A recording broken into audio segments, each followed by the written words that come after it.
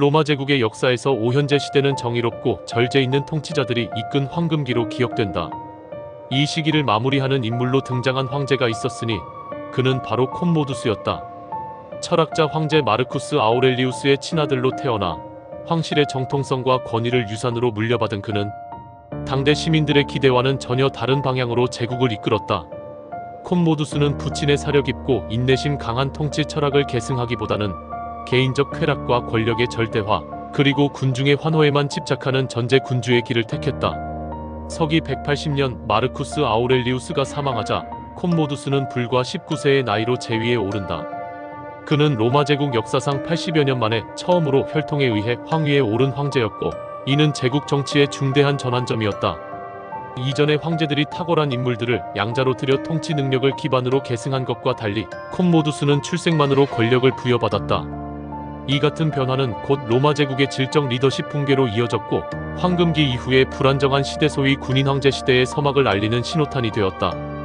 콤모두스의 통치는 초반엔 비교적 안정적이었다. 그러나 시간이 흐를수록 그는 정치보다 검투사 놀이에 몰두하고 원로원과 귀족층을 배척하며 독단적인 정책을 펼치기 시작했다.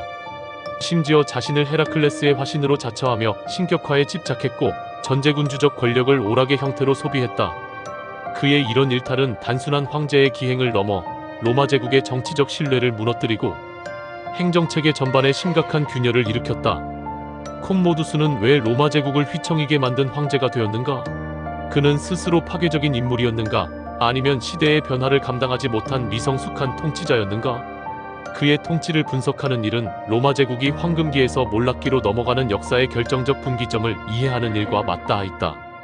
콤모두스, 로마 제국 황금기의 종언을 알린 황제의 통치와 몰락. 콤모두스, 제위 180년에서 192년, 그는 마르쿠스 아우렐리우스의 친아들이자 로마 제국의 오현제 시대를 마감한 황제로 기록된다. 그가 제위에 오른 순간부터 로마는 이성적 철학과 절제의 통치를 뒤로하고 개인적 광기와 전제주의의 시대를 향해 내달리게 되었다. 콤모두스의 제위는 군사적 행정적 혼란과 함께 제국의 정치적 질서에 깊은 균열을 일으켰고, 그의 죽음은 군인 황제 시대라는 또 다른 혼돈의 서막으로 이어졌다. 본문에서는 콤모두스의 통치 행위와 그 결과가 로마 제국의 체제, 변질과 쇠퇴에 어떤 영향을 미쳤는지 살펴보고자 한다. 1. 혈통 계승의 복귀와 정치 원칙의 붕괴. 콤모두스의 즉위는 로마 제국 정치사에 있어 결정적인 전환점이었다. 트라야누스 이후로 이어졌던 양자 계승 전통, 즉 유능한 인물을 양자로 삼아 황위를 넘기는 방식은 로마의 안정성과 황제 자질의 보장을 위한 정치적 장치였다. 그러나 콤모두스는 이 전통을 깨고 황제의 직계 혈통에 의해 제위를 승계받은 인물이었다. 마르쿠스 아우렐리우스가 왜 그를 양자 대신 친아들로 택했는지는 여러 해석이 있지만, 이 선택은 결과적으로 로마 황제직의 질적 전환, 다시 말해 제국의 통치자 자격에 대한 기준이 무너지는 출발점이 되었다. 이후 콤모두스는 황제라는 직위를 신격화된 개인 권위로 왜곡하기 시작했다.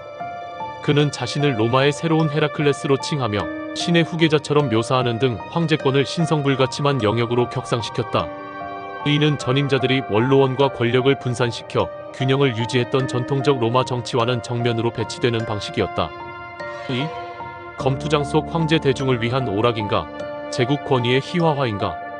콤모두스의 가장 악명 높은 통치 행위는 자신이 직접 검투사로 나선 행위였다. 그는 로마의 콜로세움에 수시로 출전해 짐승과 싸우거나 형식적인 승리를 거두며 관중의 환호를 즐겼다. 이 같은 행동은 단순한 황제의 유희를 넘어 로마 황제의 위엄을 서커스로 전락시켰다는 점에서 심각한 정치적 파장을 낳았다. 검투 경기에 참여하는 황제는 전례 없는 사건이었으며, 이는 귀족층과 원로원은 물론 군부에도 큰 반감을 불러일으켰다. 로마 제국은 전통적으로 황제는 전쟁의 지휘자이자 국가의 수호자라는 위상을 가졌지만, 콤모두스는 이를 인기 영합적 이미지 소비의 수단으로 전환시킨 것이다. 국내 서양고 대사연구 제38호에 따르면 콤모두스의 검투 활동은 제국 권위의 극단적 개인화로 제국 질서의 상징적 파괴로 평가된다. 3. 정치 권력의 집중과 부패, 권력의 사유화. 콤모두스는 초기에 마르쿠스 아우렐리우스 시절의 관료들과 협조하는 듯 했으나 곧 독단적인 통치로 방향을 틀었다. 그는 자신의 측근들과 궁정관리들에게 권한을 집중시키고 원로원의 권위를 무시했으며, 때로는 귀족들을 숙청하거나 공개적인 처형을 통해 두려움을 조성했다. 특히 궁정 내 비서실장 격인 페렌니스와 그 후임 클레안더와 같은 인물들이 막강한 권력을 행사하며 부패의 중심지로 군림했다. 클레안더는 고위직을 돈으로 판매하고 군 지휘권조차 매관매직의 대상으로 삼으며 로마 행정체계를 철저히 무너뜨렸다. 이에 대한 민중의 분노는 점차 고조되었고 190년 대기근과 식량난이 겹치자 폭동으로 이어지면서 클레안더는 결국 공개 처형당하게 된다. 이러한 일련의 사태는 행정기강의 붕괴와 황제 권력의 정당성 훼손을 초래했다. 즉, 콤모두스의 통치는 로마 제국을 하나의 공공질서가 아닌 개인 소유물로 취급한 데서 그 근본적 문제가 있었다. 4. 제국의 군사적 방치와 외적 위기의 누적. 마르쿠스 아우렐리우스가 평생 북방 게르만족의 위협에 시달렸던 것과 달리 콤모두스는 재위기간 대부분을 군사 문제로부터 등을 돌린 채 궁정 내 향락에 집중했다. 그는 게르만족과 형식적인 평화조약을 체결한 후 북방 문제를 더 이상 중점적으로 다루지 않았고, 이를 통해 일시적인 평화는 유지되었지만 국경지대의 긴장은 그대로 방치되었다. 콤모두스의 소극적 대외 정책은 로마의 군사 시스템에도 영향을 주었다. 주둔군의 사기는 떨어졌고 무기력해진 군은 황제에 대한 충성보다는 자신의 생존과 이익에 초점을 맞추기 시작했다. 이는 훗날 군사 지휘관들이 황제 자리를 넘보는 군인 황제 시대의 서막으로 이어지는 결정적인 구조적 약점으로 작용한다. 5. 신격화 집착과 로마 도시 명칭 변경. 콤모두스는 나르시시즘적 통치 스타일을 극단적으로 드러낸 인물이다. 그는 자신의 이름을 본따 로마 도시를 콜로니아 코모디아나로 개명했으며 각종 화폐와 비석, 공식 문서에 자신을 불멸의 황제 헤라클레스의 현신 등으로 묘사하게 했다. 이는 단순한 과장 표현을 넘어 정치 시스템의 개인 숭배화라는 제도적 전환을 의미했다. 그의 이 같은 행동은 고대 로마의 공화적 전통 언로원 중심 정치와 시민 공동체 의식을 근본적으로 부정하는 행위였다.